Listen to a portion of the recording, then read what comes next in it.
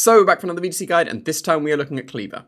We've only recently seen Stealth Rock start to appear in VGC thanks to Ting Lu, but Cleaver can just do it way better by being able to do some significant damage while it's setting the Stealth Rocks. Stone Axe is a pretty busted attack.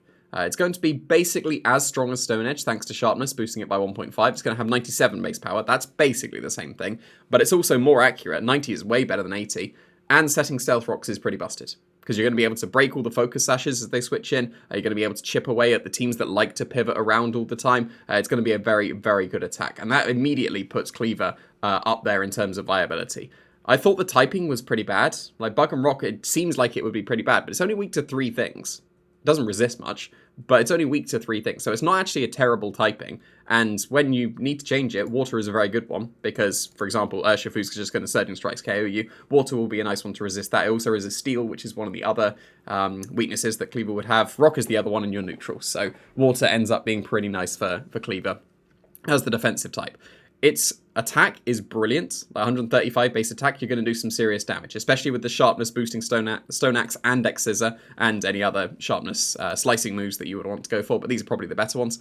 But its bulk is a little bit lacking. Like, it's definitely not the bulkiest thing. That's why I think the Assault Vest is probably going to be the best one, because then it patches up at least on the special side. The physical side is fine. And fine is usually good enough, but when you give it the Assault Vest, you've actually got very respectable special bulk as well. And then it allows you to have a couple of other attacks, as well as the X Scissor and the Stone Axe. Basically your personal preference. Close combat is probably the best kind of coverage you can get, because it's the strongest and can hit steel types that would otherwise resist your Bug and Rock. Feint is also a very, very nice move. Picking off focus sashes is going to be really nice.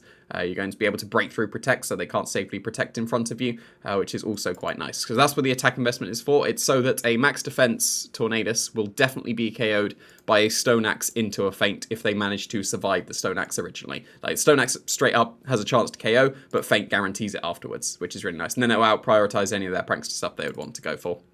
It's going to be able to outspeed, I think it's Choice Scarf Landorus in the Tailwinds, if you manage to set that, and then just the rest put into the special bulk to maximize the Assault Vest. So it's actually going to be pretty bulky, pretty strong as well. Like, Rock coverage is always very nice, and Stone Axe is going to be a brilliant move to be able to go for with it as well. It's also just about fast enough for a Choice Scarf, which is really nice. So you can set Stealth Rocks immediately before they even attack you. You don't need to worry about your bulk at that point. It's probably better that you actually are KO'd after you set Stealth Rocks, if your intention is just go fast, set Stealth Rocks, and then sweep with the Pokemon in the back. But there's a couple of nice attacks that Cleaver can go for. Obviously, X Scissor and Stone Axe are going to be the strongest ones that you can go for.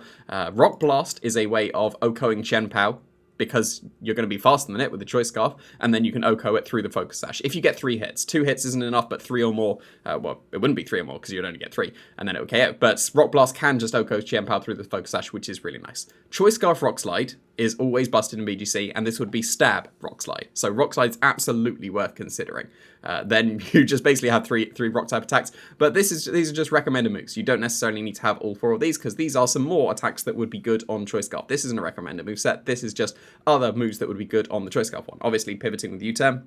You're not in a good position, save the Cleaver for later. That would be pretty nice. Because you're locking yourself into one move, Fury Cutter might be worth it over X Scissor if you can get off at least the second attack. Because Fury Cutter, it's going to be weaker than X Scissor initially. They're both going to be sharpness boosted, which is quite nice. But Fury Cutter, it's only going to be, I'm going to stick with the 40 base power rather than the sharpness boosted, as opposed to X Scissor. But it's half as strong on the first one, equally as strong on the second, and then the third one is going to be 160 base power, so then it's significantly stronger. So if you can allow Cleaver to stick around to get that third Fury Cutter off, you're going to be able to do some massive damage and pick up a lot of KOs.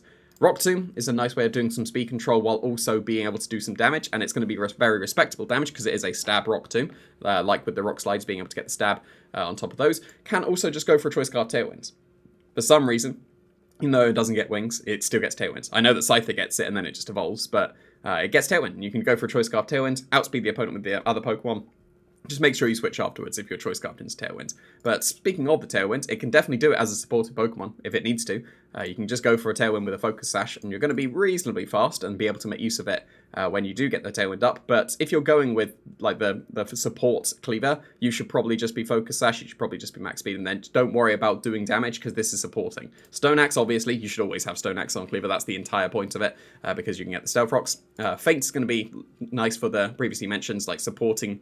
If it's supporting, then you want to enable your Pokemon next to Cleaver to be able to do what they want to, and Feint is a good way of enabling that. And Quick Guard is also a very nice move against all the priority that is coming around. You do resist the extreme speeds with a Cleaver, which is quite nice. Like, normal is like the only resistance that Cleaver has, but then that's going to be a good way of shutting down any other priority, any other fake outs, because you've got max speed on the Cleaver with the Focus Sash. You're definitely going to be outspeeding any Rillabooms that are going to be going for fake outs, so you can stop any of those.